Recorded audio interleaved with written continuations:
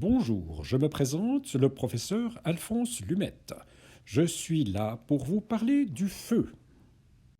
Ah, mais non, ça c'est les feux, excusez-moi, c'est une dia qui s'est glissée là du comité projet de l'Église.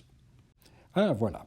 Le nom feu vient du latin focus qui signifie foyer, donc vous voyez que c'est aussi le foyer qu'on a à la maison.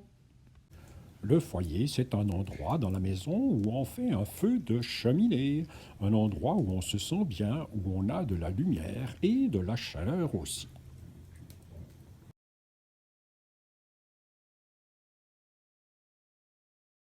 Pour vivre, les enfants, vous avez besoin d'un certain nombre de choses. Eh bien, le feu, c'est la même chose, nous allons comparer.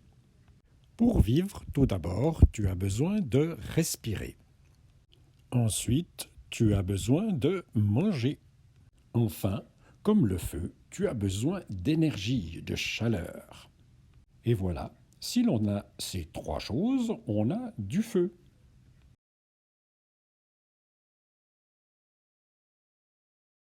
Quand on allume une bougie, on va mettre le feu à une mèche et la flamme va se nourrir de la cire de la bougie. Faisons un petit dessin pour voir à quoi ressemble une flamme. Tout d'abord, tout en bas de la mèche, nous avons une partie qui est transparente, puis une partie noire. Ensuite, nous avons la partie colorée jaune et rouge, avec une température très très chaude à plus de 1000 degrés.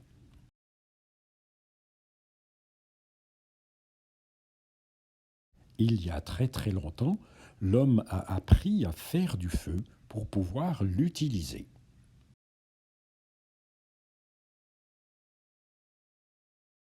Parfois, le feu peut venir du fond de la terre, par les volcans. Ici, à La Palma, en 2021. Parfois, les animaux profitent des volcans. En Papouasie, un oiseau, le mégapode, pond ses œufs dans la terre chaude et ne les couvre pas.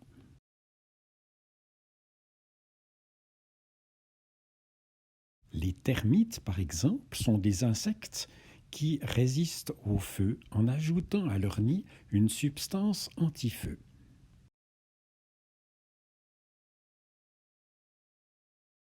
Dans le sud de l'Europe, les pins attendent la chaleur des incendies pour que leurs pives s'ouvrent et libèrent leurs graines.